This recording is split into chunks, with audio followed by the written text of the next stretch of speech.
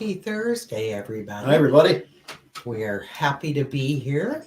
Deb and Arjay with Mystical Awakenings right here on KGRA, Digital Broadcasting, where you can make some great connections. So we're pretty geeked about tonight. We have an old friend who we barely get to talk to, but we hope to learn a lot more about him tonight. So, Arjay, what do we? Yes, we're going to be discussing his book, Roswell, the After Action Report. Greg Lawson was born in Louisville, Kentucky, but moved to Texas as soon as he could. Greg has traveled to over 40 countries, visiting some of Earth's strangest sites and conducting his own investigation of their paranormal histories.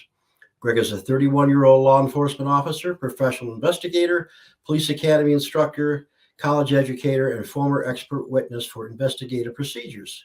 He also researches and investigates human paranormal experience and locations known for spiritual or unusual activity.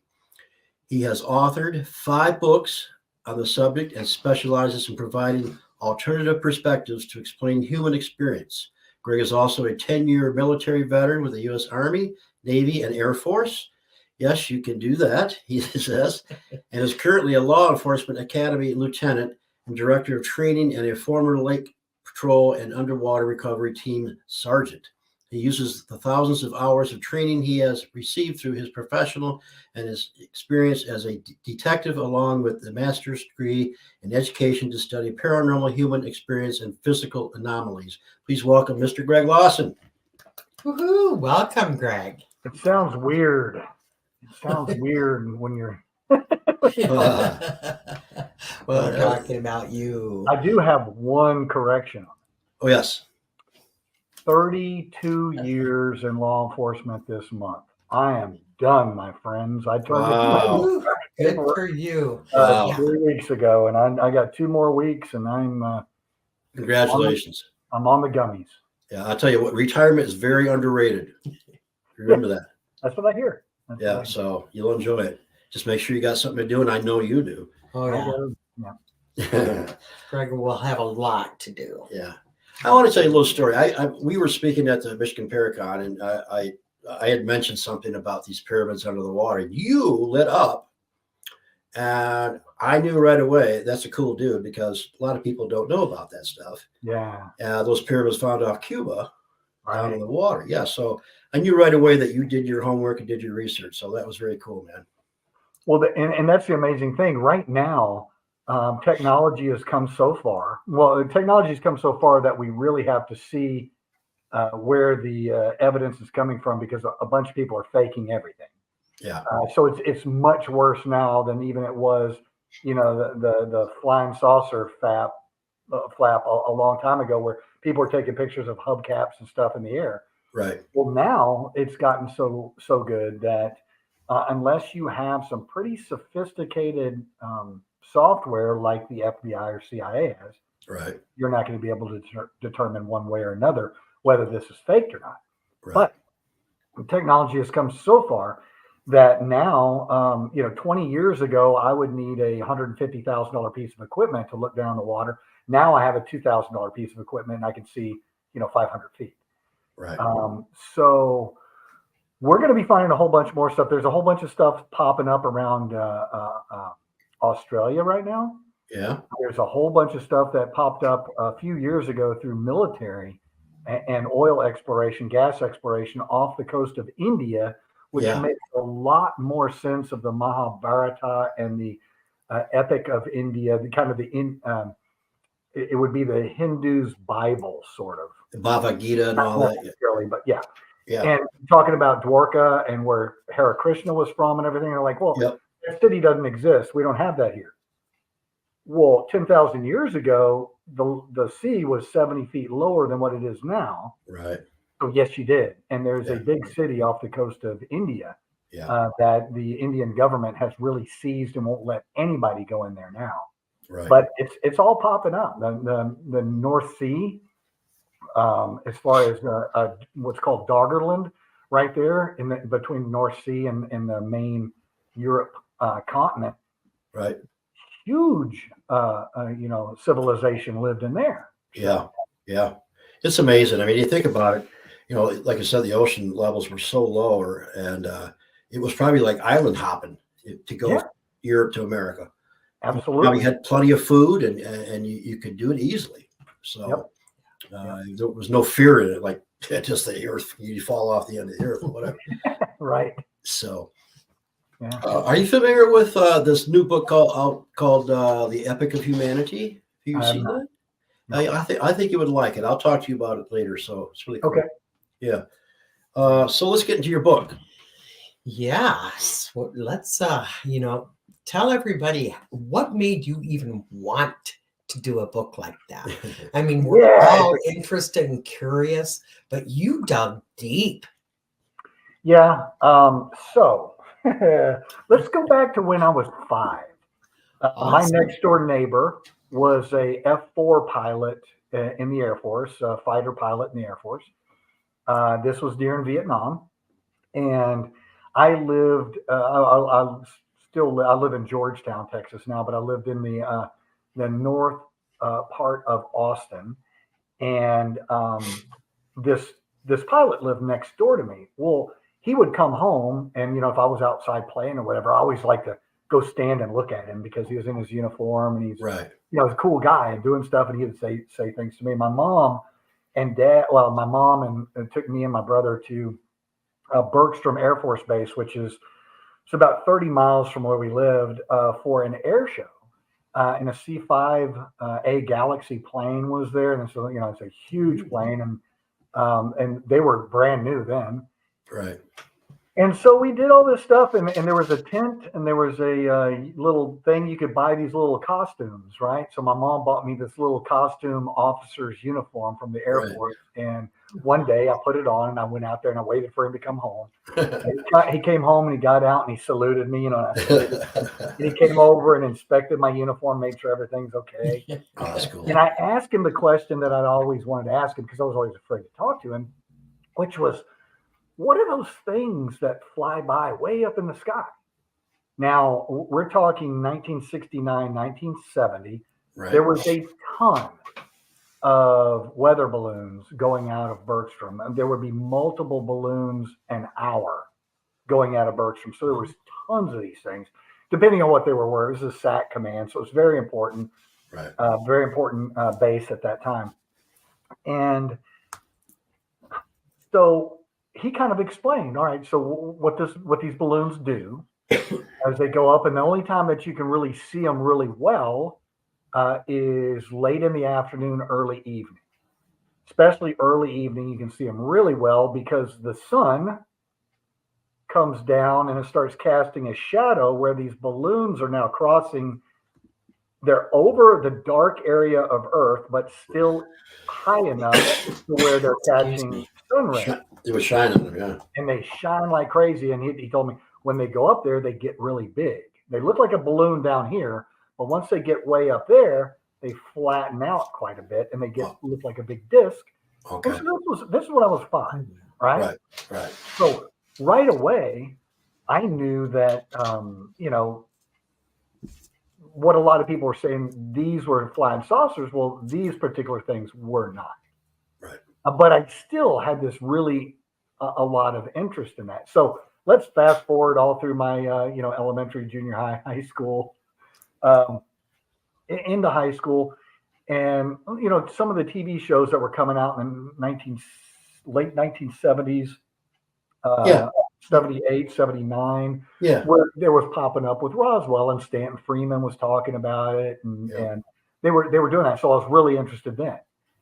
And I read what I could, and it kind of died off there for a little while. And I was looking at other paranormal stuff that I was interested in.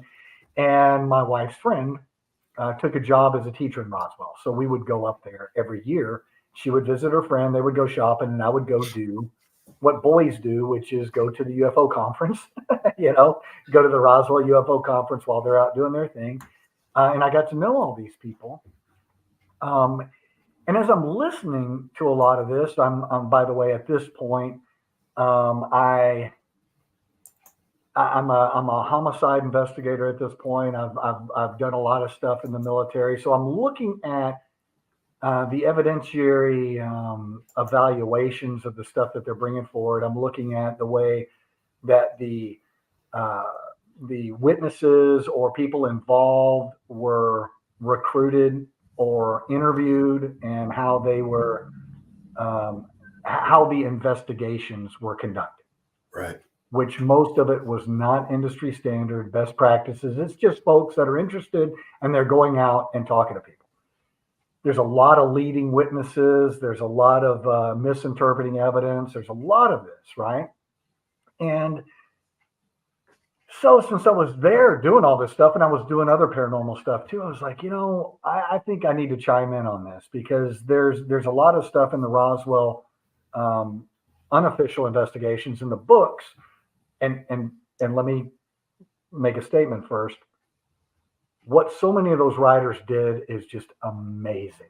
The amount of dedication that they had, the amount of their own money that they spent, the amount of time that they invested in talking to witnesses and proposed witnesses and supposed witnesses, and just, you couldn't do a better cold case than what they did, other than, like I said, there's certain industry standards and best practices you have to do in order for you to write that report and go before the grand jury, put your evidence forward, and get an indictment. And so that's what I wanted to do. I was going to twist it a little bit and go, I know this is not a criminal case. However, if I was going to move up from, preponderance of the evidence to beyond a reasonable doubt, I need to step up and do some other things. Right. In the meantime, this decade goes by as I'm kind of looking at this, and there's a lot of other new techniques that are coming forward. And one of them is forensic statement analysis coming out of the FBI realms, the CIA realms, and they're making it more mainstream for law enforcement and that sort of stuff. So I end up going to a couple of different certifications to get this training.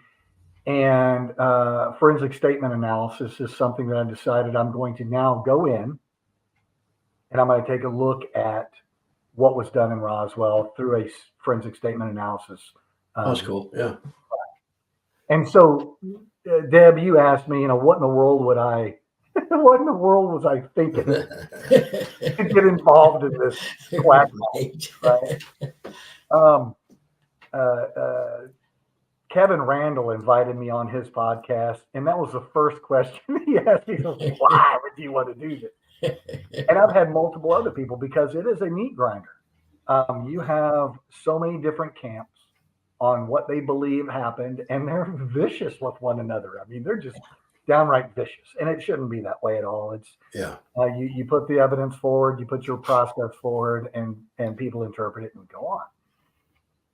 So that's when I realized, I'm looking. I've had a lot of people on different radio stations ask me, well, what's new? What in the world did you bring new?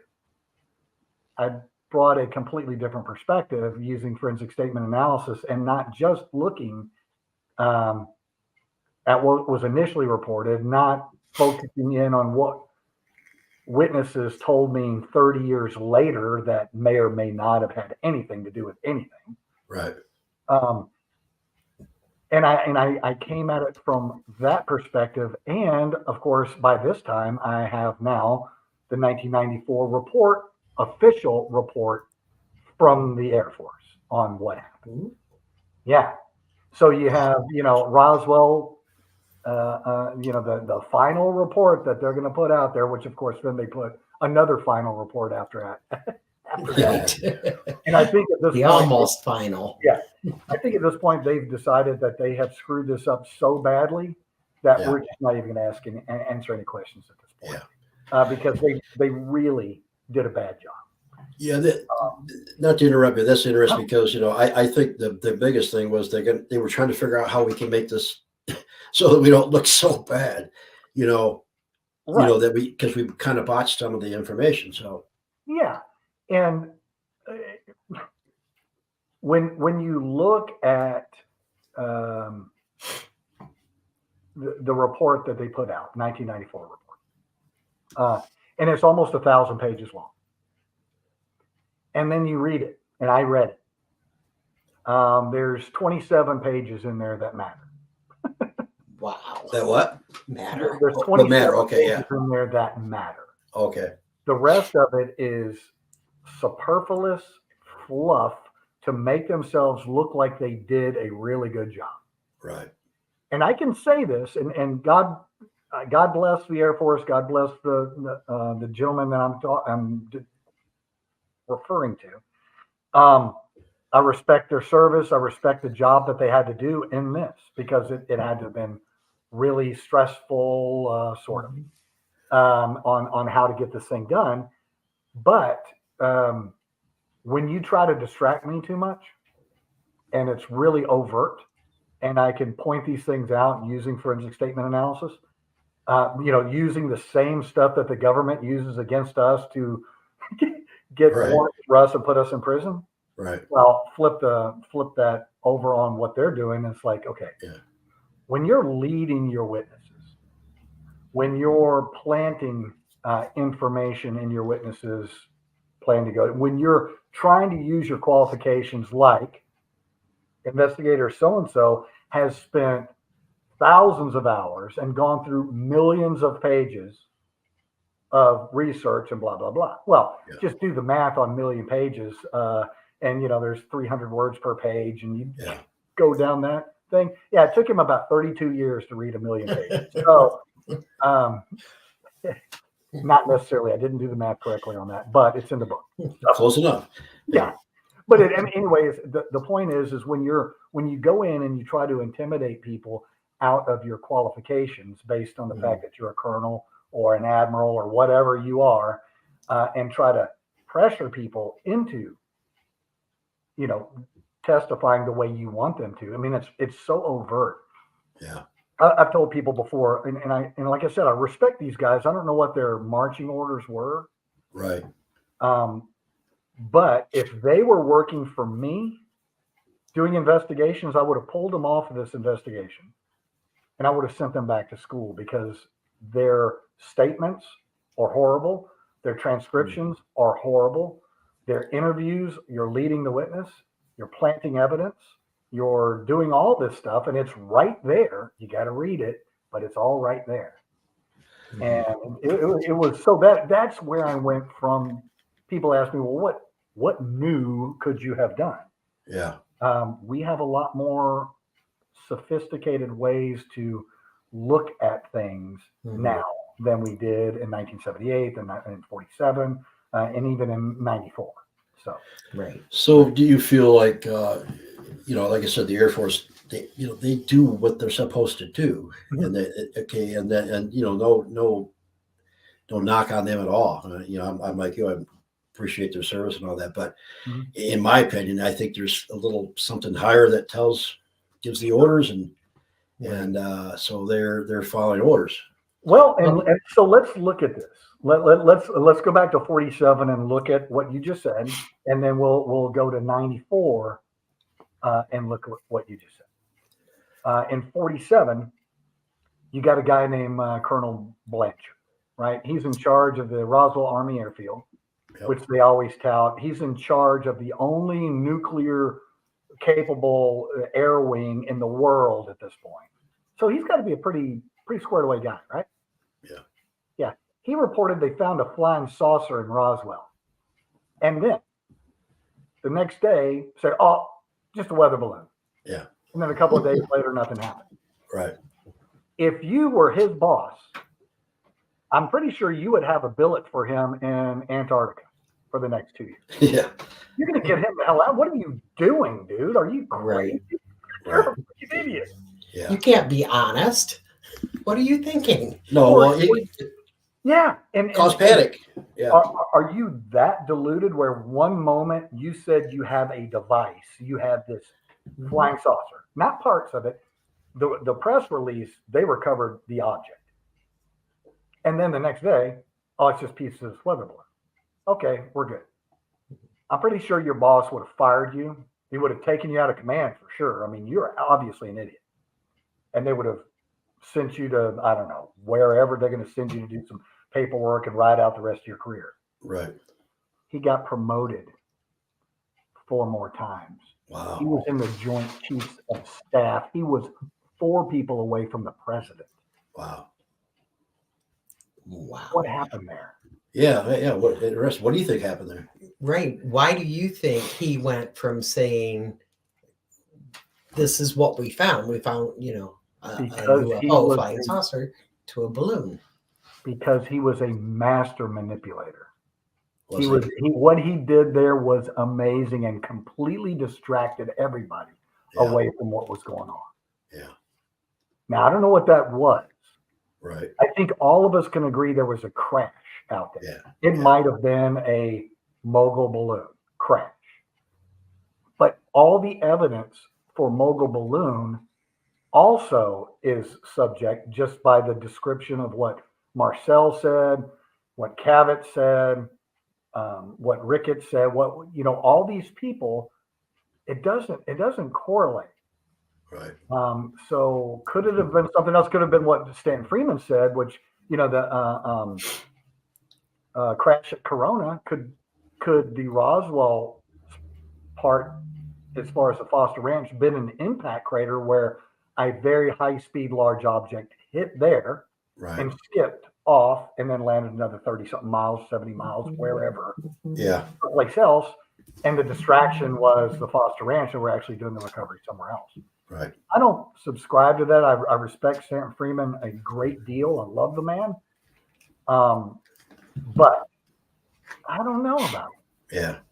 And so that's in 47, right? Why did this guy get away with this? Why did Blanchard get away with this and then get promoted to one of the highest positions in the United States, not just in the military, in the United States? How did that? And then you look at the 1994.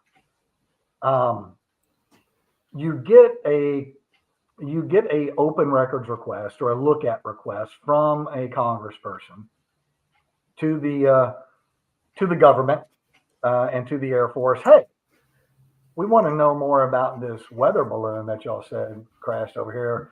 I have information that it was something else. Can you look into this? So whoever gets that then goes, okay, we need to put this thing to rest. This is coming up again. Let's do this. They could have just blown it off, right? Well, writing back a 15-page report and that's it. Right. But they did spend some time.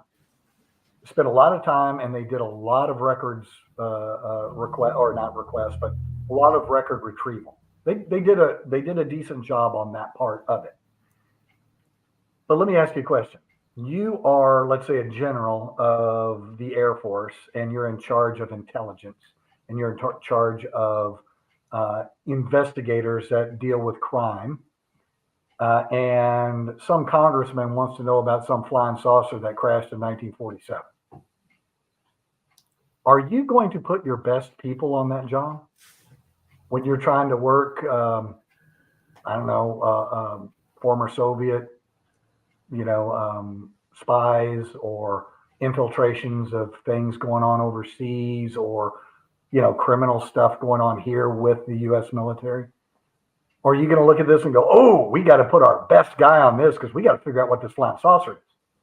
Or are you going to put hey, Larry, come here. Go put this thing to bed.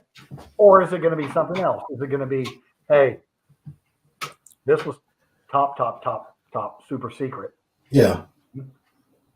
There's a couple of things here that we can't even talk about today, which is very strange to me, because out of 70 years, the declassification of documents in the military, it's there's only 2 things that wouldn't be declassified. Right. So, how did they handle that? Did they just, whoever caught the case? Was the case management, whatever comes in, hey, who has the least amount of cases here? Yeah, go solve this case here. That's an interesting thing on how they assigned who was going to close this. Mm-hmm. And I've worked with a lot of senior staff individuals. I know what goes on when they fly you away from your base to someplace else to go take care of business. And that usually involves steak and bourbon that evening when you get there. And then the next morning you get up and you go do the best job you can. Right. And when I read the transcripts of these investigators talking to these witnesses, Cabot and some of the others, that's what I see. I see we're just here to check the box on this one and move on. Right. Yeah. Right. Yeah. It just makes me wonder, how did they address how are we going to investigate? Mm-hmm. Yeah. Well, thank you for bringing that up, Greg, because, I'm sitting here going, wow, I never thought of that. How they would decide what to do with that and not putting a lot of serious thought into. I mean, they did, but there's certainly other things that they have to have it as higher importance. So, yeah, one of the big striking things. So I read the report as I would read being a lieutenant in charge of an investigative unit. mm-hmm. So I read the report that way, and of course, it's I should have taken a picture of it. There was probably I had the little red and yellow and green tabs, and I tabbed it out, and it was just it looked like a bouquet, right? It was so bad. And it would be things like this. So you're trying to figure out what happened here, right? And you go in and you're going to interview Sheridan Cabot, who was a captain at the time, and he was a counterintelligence officer for the 509. And then you have Marcel, who was the intelligence officer. So you get the intelligence officer and the counterintelligence officer going out to investigate this thing. So when they do the interview, they interview Cabot, who is the counterintelligence officer, who, of course, just sits and grins at him and laughs a lot and is like, I don't know. So it's like, did you ever see any of this, material that, would self-repair? Right. I don't remember any of that. His wife is sitting right there. These officers are sitting in their living room. He's there. His wife's there. They ask him the question. He goes, I don't remember any of that. It was a long time ago. And she goes, oh, no. Remember when Jesse brought that stuff over? Right. And you guys were at the barbecue and your barbecue said, I don't remember any of that. Those investigators didn't miss a beat. They did not address her, do a follow-up question or anything. They just continued their line of questioning to put this to bed. Right. They never, ever questioned or never followed up with her. They did this multiple times in their investigation. Yeah. So people always ask me, so Greg, you're a paranormal detective, so you're a ghost hunter. I'm like, I am a paranormal researcher. I am a want-to-be believer. I think a spiritual guy. I think I'm much more metaphysical than I am thinking that I'm going to be a ghost hunter and we're going to use a scientific method, because I don't think that's working. Right. Right. I think there's other ways to figure this out. And so I sit there and I go, I'm not really a ghost hunter. I do these other things. And they said, well, what kind of evidence do you have? I said, well, you know what? My evidence is usually the lack of evidence, where something should be. And when it's not, that is a huge red flag that should pop up. When you have professional investigators trying to solve a UFO controversy, a Soviet era, or, a very secret, super secret project, and you don't do a follow-up question, you're there for another reason. Right. You are not here to do the people's bidding on this. Yeah. And like, if you or I would have put in that request to look at this, they wouldn't have done anything. They would have sit back. It's going to cost too much money, because it would have. I mean, think about doing the records pull and the searches that they had to do. A lot of it was, they had to do it on foot. They had to go to the place, go in, search the stuff themselves, go through that stuff, pull it out, do all that. Clean it up. Yep. It would have cost so much money to do that for you and I. But when a member of a Congress group, when a member of the government that is a political person requests it, you got to do something. So let's make them happy and throw a 1,000-page gibberish at them. And he'll, oh, yeah. And then he'll read the 27 pages that was there and go, oh, well, okay. Wow, they did a really good job, and move on. Yeah. Yeah. So supposedly there was actually 3 crashes that happened in the area. It depends on who you're talking to, you know. So you're saying it might have skipped and then been another crash, and then right. Yeah. And there was another location that they had talked about, a third location. Not much came out of that other than third and fourth hand, what would be called testimonial evidence, which of course would not have made it into a grand jury. They would have not even considered it. And that's the funny thing, that a lot of people that get really passionate and get angry about when they're doing an investigation is when you don't believe them. And it's not that I necessarily don't believe you. I'm just saying qualify your witness. And when somebody comes forward and says, oh yeah, I remember my grandfather talking about what his wife saw when was driving through town that day. Right. And they had a flying saucer strapped on a lowboy.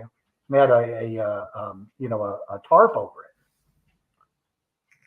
It's like, I mean, that's anecdotal, I guess. That's something that's a story, but you can't use any of that. Right. And I will take it even further. So there was a case here in Austin that was investigated where multiple teenage girls were murdered and their bodies were burned in a yogurt shop here in Austin. The Austin Police Department was not capable or prepared to conduct such an in-depth investigation. And it was a horrible, horrible situation. It's a blight on Austin to this day. The investigation got completely destroyed, messed up, a lot of problems with it. And it went on for years. Some people were arrested, convicted, put in prison, then unconvicted and re-released. And there's so much bad situation, bad investigative procedures, unethical questioning, that sort of stuff.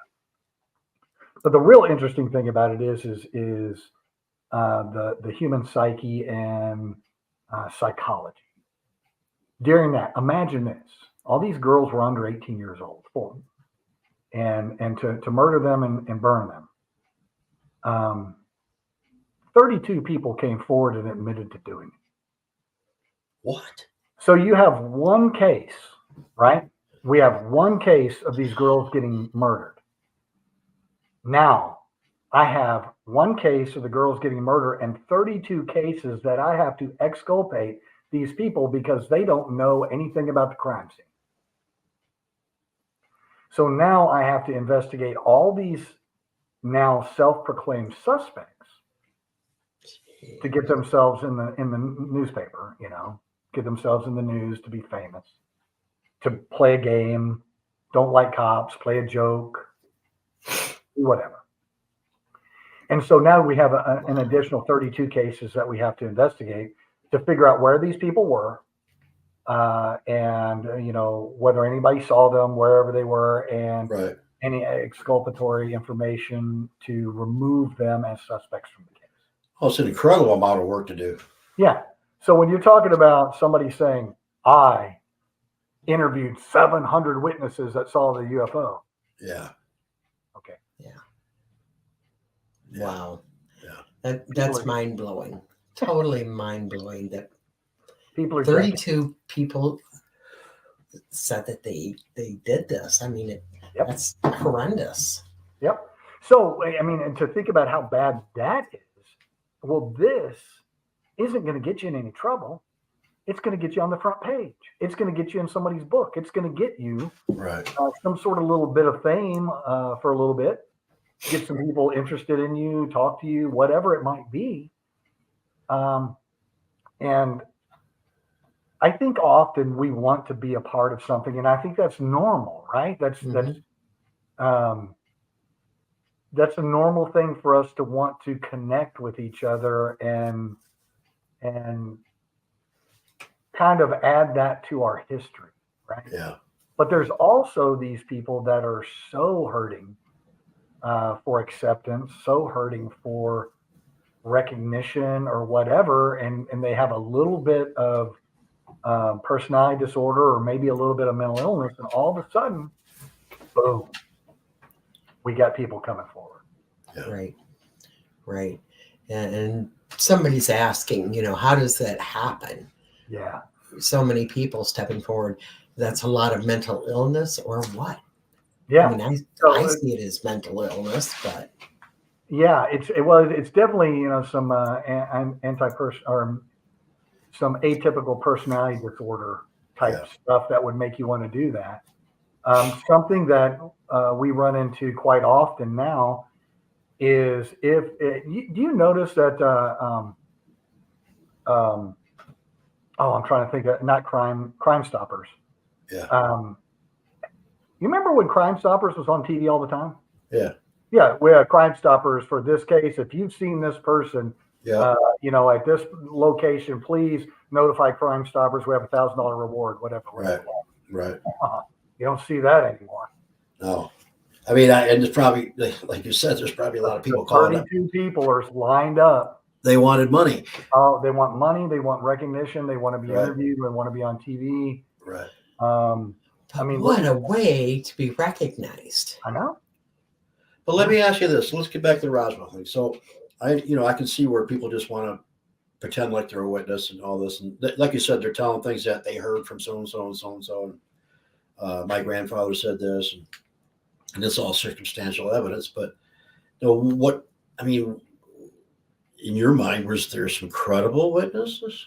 Oh, absolutely. So the people that, Jesse Marcel and everybody that was involved in the chain of evidence until the chain of evidence disappeared, right, would be credible witnesses. And of course, once I did this book, everybody's dead. So I'm crawling on the backs of great men. Don Schmidt, Tom Carey, Stan Freeman, Kevin Randall, and all the rest. Gentlemen, I stole your stuff. I've looked at your stuff and I learned from it. I did. I mean, that's what you do. I read a ton of books on it. Right. Jesse Marcel Jr., I sat with him multiple times for hours talking about different things. And when you go back and you look at the real credible individuals, you have to look at their qualifications, and you also have to qualify their statements, right? And this is no secret. Glenn Dennis's statements that he made over and over again oftentimes were deceptive. Okay. And Glenn Dennis did incredible things for the city of Roswell. He is a pillar of the city of Roswell for what he did to elevate the knowledge and the mystery around what happened for the city of Roswell, its community, its and its income. Huge. But if we had someone like Glenn Dennis that came forward and, 3 or more times he was deceptive to us, we're not talking to him anymore. Right. Now, I should say, we would still talk to him, and we would finish the interview and everything, because some people can be deceptive and still have valuable information. So you still continue to do that. But his stack of transcript would go way over there on that side of the table, because he's going to be too hard to bring in front of a jury to get anybody to convict anything, for the simple fact that the defense, in this case, the U.S. government, is going to come in and go, "Oh yeah, who's this nurse? Who's this person? Where was this? How did what time of the hospital? Why were you on the base? What's? Are you going to tell me that after World War II, the Army Air Corps, the Army Air Forces, now the Air Force, doesn't know how to handle dead bodies? Right. I think we had a few dead bodies about 3 years ago, and I think we Right. know how to do that. Right. I don't need to ask you how to do it. Right. So there's a whole bunch of that, right? So I take that kind of extreme and set it over there, and I look at the other stuff. I go, okay, I'm pretty sure that the press release that was sent out was approved by Colonel Blanchard, because at that point the military was very, very bureaucratic. It still is, but it was very much more then, Right. because people actually hand wrote things and typed things, and over people would look at whether it's properly spelled, whether the format is correct for dissemination on whatever medium that they were using to disseminate it. And they take it and they give it to the Roswell Daily Record. And they write their own version of the press release, which is more interesting, more compelling. Yeah. But still, it basically said the same thing. You know, they turned it into newspaper speak, right? Yeah.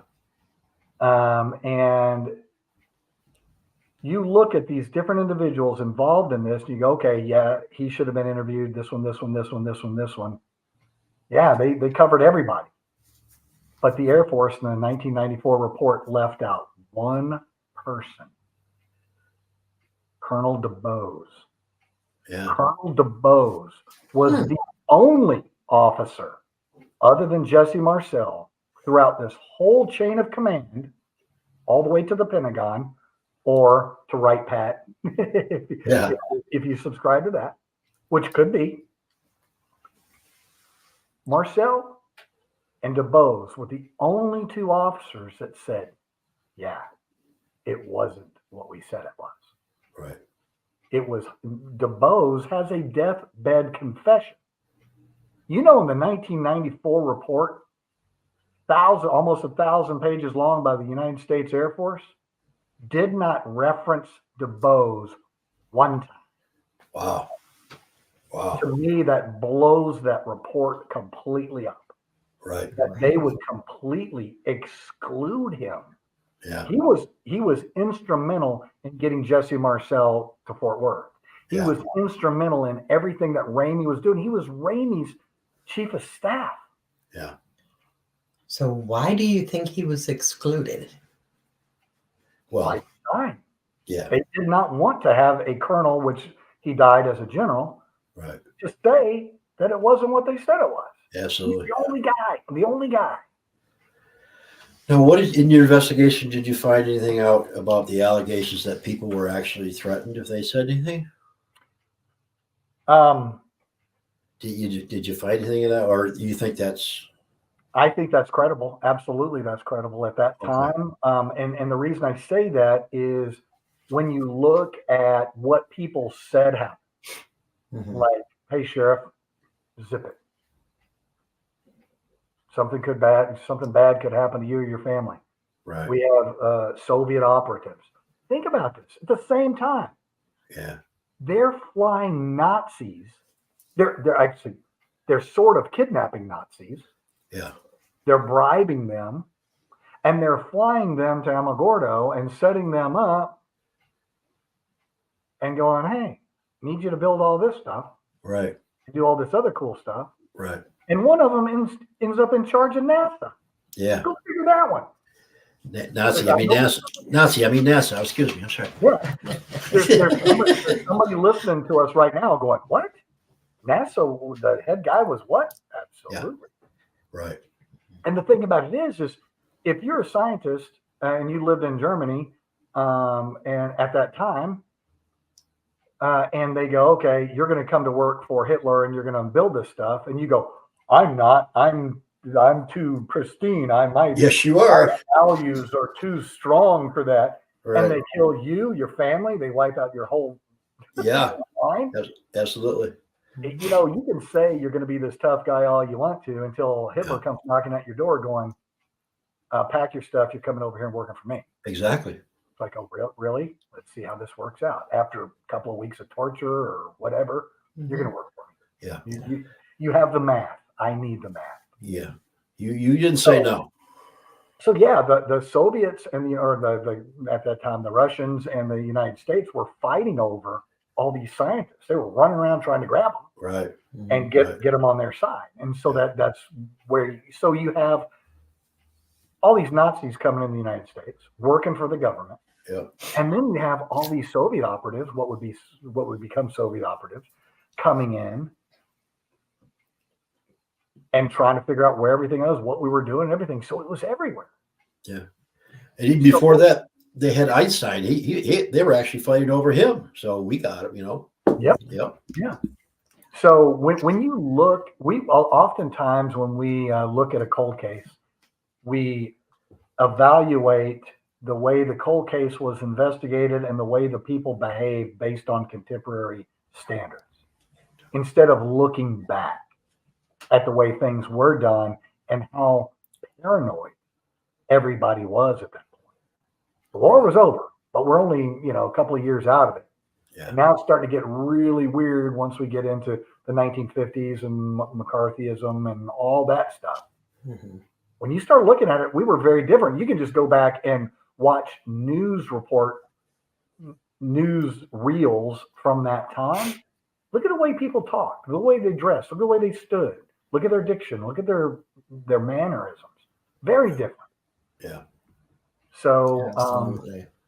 when we evaluate something that happened so long ago, we need to take those into consideration. Yeah. Mm-hmm. Yeah. So I have been dying to ask you something. Now, did you see the news? I'm sorry.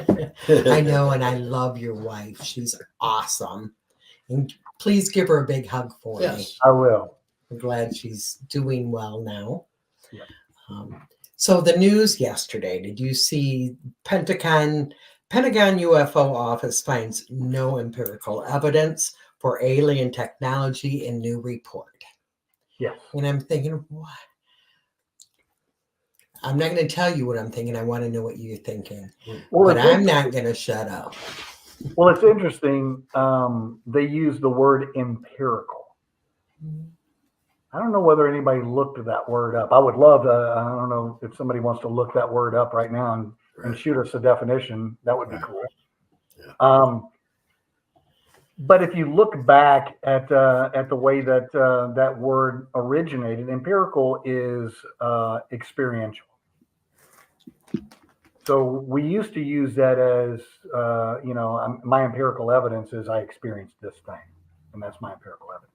Well, empirical has kind of changed to where people, even in the government, that rely on spell check, will type in a word like empirical and not, and it'll spell check it for them and leave it in there. Right. But is that what we're talking about? What they said, what they meant to say, what they were trying to say, is there is no physical evidence, firsthand physical evidence of extraterrestrials that they're going to share with us. Yeah, they're going to share with us, right? So, exactly. And it could be correct, maybe. What they're alluding to is we don't have a spaceship, we don't have a spacecraft, we don't have an alien, we don't have this, we don't have that. Well, probably the people that are writing this also don't have the clearance needed in order to get this out or not. Yes. Because there's a whole bunch of stuff that the president doesn't know. Right. That he doesn't have a need to know and doesn't have any kind of right to know, because running a government is very scary and very creepy and very manipulative and very dysfunctional, because you're constantly trying to figure out who's trying to figure out what you're trying to figure out. Right. It's just a big web of mess, right? Yeah. And they're a whole bunch of narcissistic sociopaths that are running around doing that stuff. Yeah. And there's a whole bunch of stuff going on behind the curtain still. Yeah. Well, they make it so that you know this, and you over here know this, and I know this, and she knows this, but we don't know what anybody knows. Right. Yeah, we're all in our little silo. That's the new word, right? We're all in our little silo, and we know what's important to us. So is too much. There are too many people, and there is too much testimonial evidence, experiential evidence out there that you can just completely discount the fact that we're not being visited. Right. Right. There's too many synchronicities in ancient art. Exactly. There's too many synchronicities in ancient beliefs. Right. And there's no doubt probably 95% of the things that we see in the sky are absolutely man-made or a natural thing. Yeah. We have, I mean, y'all have been there before, you know, you can pay to go on a ghost hunt, and the people that are holding the ghost hunt will be the lead on the evidence. Oh, did you hear that? Did you see that? Did you feel that? Oh, the temperatures. This is leading the witness. Right. That's what that is. I went on it was great. A bunch of us from like Michigan Paracon, we were talking about doing something. We ended up flying into Arizona, and without giving it all away, Sedona. Without giving it all away, we went to a place where you go and see UFOs. And it was really cool. It was right at evening time. We all went out to this place. The person that was there had really good equipment, thousands and thousands of dollars worth of night vision equipment, former Soviet night vision equipment and everything. And they're all putting it on, and we're seeing the satellites, or we're seeing the UFOs, right? Sorry, I just ruined the whole story. We're seeing Well, 5-year-old Greg, I told you all about that a while ago, as he was standing in his front yard in his little Air Force uniform talking to this Air Force officer. He explained to me how you see these weather balloons so well. Yeah. Well, now the weather balloons aren't there. The satellites are. And when the sun is coming by and it starts casting shadows down here where I'm standing, and I'm in the dark, but the sun rays are still up here and the satellite's going by, and it's shining like a beacon, right? And you're watching it, like, oh, there's a UFO. I'm like, yeah, no, that's satellite. You know, I got an app right here, and it shows what's it's shooting. You know, the person was going, right. Y'all put your phones away. Put your phones away. I'm like, yeah, I got an app right here. That's so and so satellite for whatever. Well, you know. Anyway, she got mad at us and refunded our money and left. Oh, geez. Greg, I got to apologize, but our producer said we got less than a minute. Right. Okay. We're down to about 20 seconds. Everybody can buy your book, I know, on Amazon, because that's where I went. Are there any other places? TheParanormalDetective.com. You can find me there and my YouTube channel and everything else you need to know. Okay. Wonderful. If you could hang on for after the show, I'd like to talk to you too. Okay. Yeah. It was great, y'all. Thank you so much. All right, thank you. Everybody, we're running late. Bill's going to kick my butt. Have a fantastic week. And until we meet again, may all of your awakenings be mystical. Good night, everybody. Bye.